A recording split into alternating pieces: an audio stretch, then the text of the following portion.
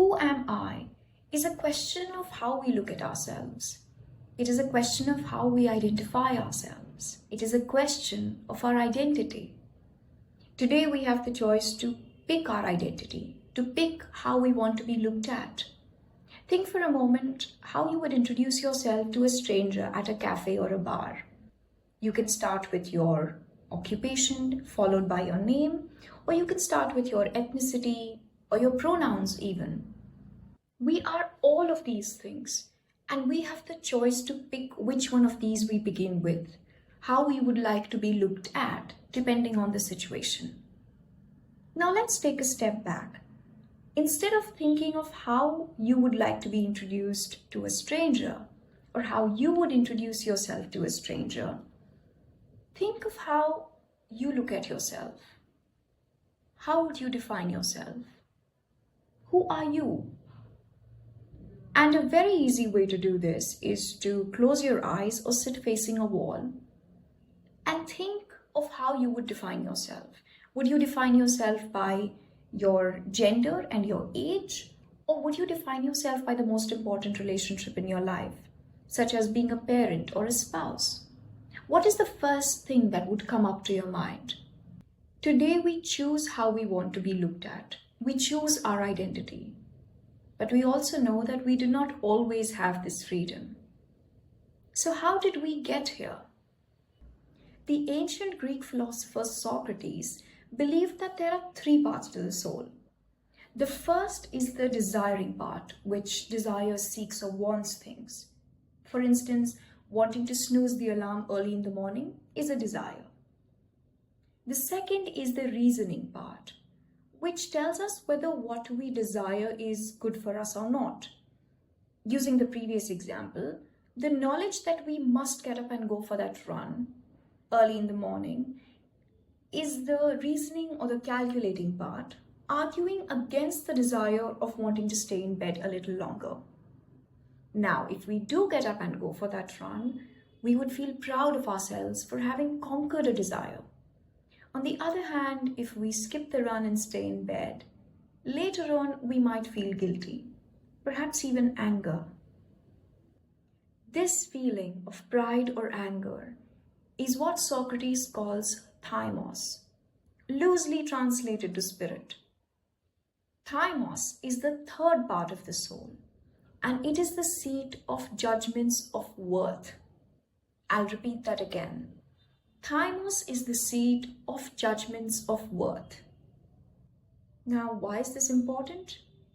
It's important because Fukuyama argues that our desire for money, status, or wealth is often a reflection of our desire to be recognized and our worth being validated. Socrates said that Thymos was exclusive to a certain class of citizens in his ideal city, who are the guardians or the warriors who protected from enemies. The warriors were different from the other classes such as the leaders or the traders because they risked their lives to protect the city. Risking their lives to protect the citizens was a virtue because of which the warriors were considered to be morally different, and that is why they were honored. If we think about it, we find this arrangement or social order in most civilizations across the world. The aristocratic class claimed a superior or higher social status because their ancestors were warriors. Now, today our sentiment towards the aristocracy has changed and its reputation has degraded because it perpetuated inequality and because the aristocrats exploited their power. But at the foundation of this class system lay the belief that honor or esteem was not due to everyone, but only to the class of people who risk their lives. This desire to be recognized as superior that we see in the aristocratic class is called megalothymia. The sense of the superiority of a certain class of people was essential to maintain social order in societies before democracy, in pre-democratic societies. But the problem with megalothymia, Fukuyama argues, is that it is what economist Robert Frank would call positional good. something that by its very nature cannot be shared because it is based on one's position relative to someone else. Meaning that I can only be superior if someone else is inferior. My superiority depends on somebody else's inferiority. Because all of us cannot share superiority. Gradually, as the aristocrats lost their function in society while continuing to exercise power, resentment arose among the other classes, especially as a result of being disrespected. Case in point would be the French Revolution. You see, all of us have all three parts of the soul, as Socrates explains: the desiring, the reasoning, and the thymos. We all desire to be recognized. We all desire to be seen. We all desire that our worth or value is validated. And this desire to be seen as just as good as everybody else is called isothymia. And I know it sounds an awful lot like I'm talking about democracy, but that's because it is.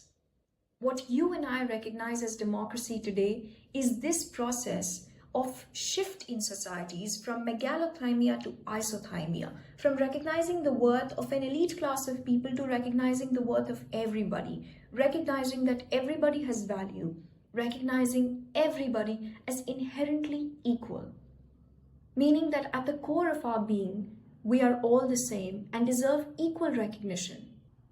As isothymia displaced megalothymia in societies, what we understand as democracy today emerged. But the story does not end here.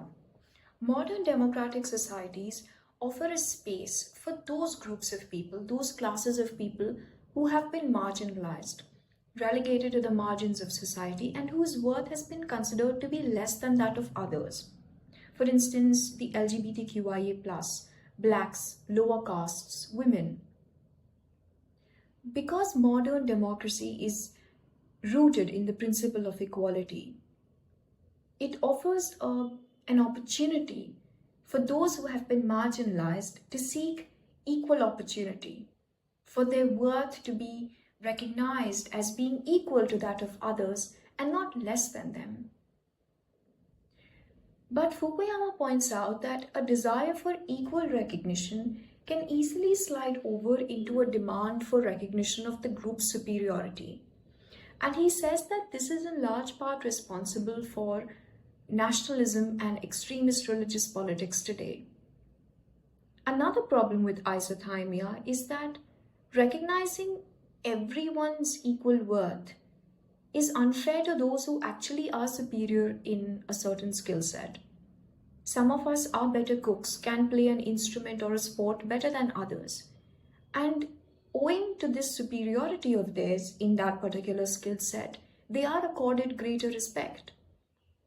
Fukuyama points out that recognition of everyone's equal worth means a failure to recognize the worth of those who are actually superior in some sense. The idea of identity as we know and understand it today emerged in the West, specifically in the writings of Martin Luther, who we recognize as having started and led the Protestant Reformation. Luther was one of the first Western thinkers to explain and express an idea that laid the foundation of our modern understanding of identity. Luther was a Christian scholar. He spent years studying theology, religion, especially Christianity, and he struggled with the question of whether he would be acceptable to God or not. It's a question that all of us who believe in God, who believe in heaven and hell and judgment day, have asked ourselves at one point of time or the other. Am I doing the right thing? What is the right thing? And as Luther struggled with the question of whether he would be acceptable to God or not, he realized that he would not be. He found in himself only the certainty of sin. So he did the same thing that we do when we think we have displeased God. All religions offer their own ways of rectifying our mistake when we have displeased God. We perform actions or rituals in an effort to ask forgiveness as an acknowledgement and acceptance of the mistake we have made and to rectify it. Similarly, Luther too followed the remedies provided by the Catholic Church.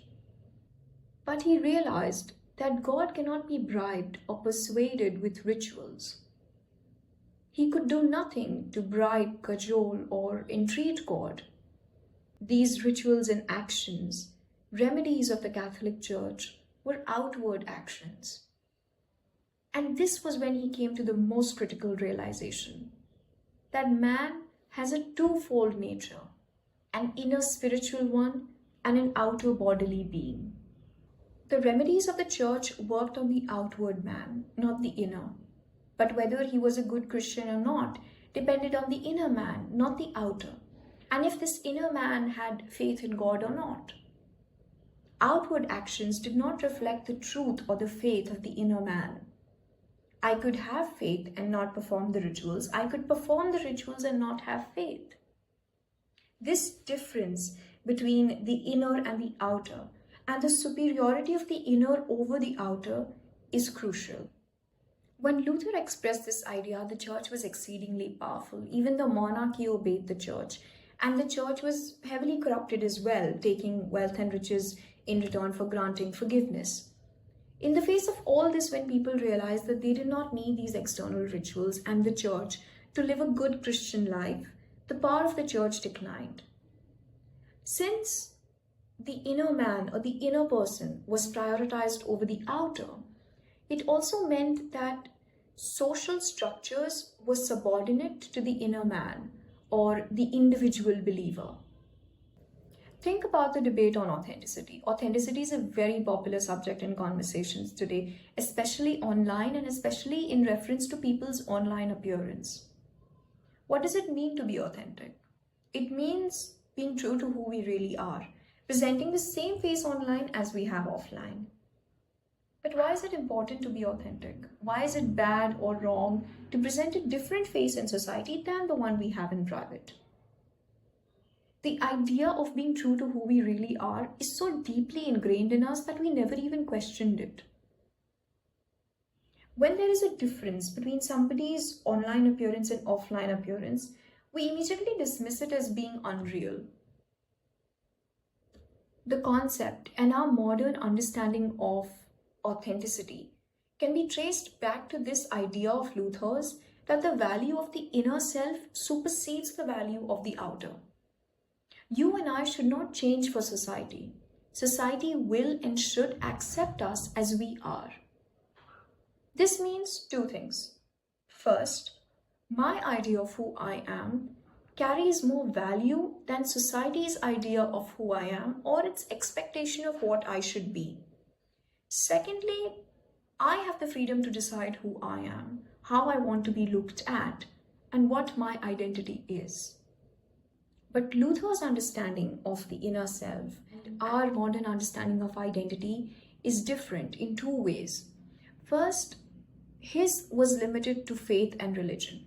For him, the inner self had the freedom to choose whether it believed in God or not and how it believed in God. But that freedom was limited to faith alone. Secondly, that freedom that the inner self could exercise in choosing how it wanted to have faith in God did not require public recognition. It did not require other people to recognize that freedom. But we would like society to recognize us, to recognize our idea of who we are, to recognize our freedoms and our choices. We call it public validation, but it's not something new. Remember, in older societies, only those who risked their lives were recognized. Only the warriors had dignity and only they were honored.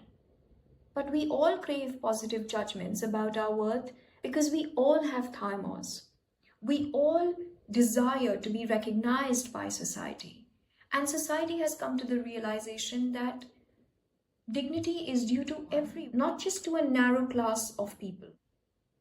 But while we crave recognition from society, we would want society to recognize us as we would like to be recognized, to validate our idea of who we are. It is the inner self that carries more value than the outer. It is the inner self which supersedes the outer. That is why Fukuyama argues that our modern concept of identity is a combination of three aspects. First, the thymos, which demands recognition. Second, the superiority of the inner over the outer. And thirdly, the evolving concept of dignity, in which recognition is due not just to a narrow class of people, but to everyone. And with that, we conclude this brief encounter with Identity by Francis Fukuyama. This video was based on the first 4 chapters of Francis Fukuyama's Identity. If you liked it, do pick this book up. If you like this video and if you found it helpful or informative in any way, do subscribe. If you have an opinion you'd like to share, feel free to drop a comment down below. Thank you so much for watching. I'll see you next time.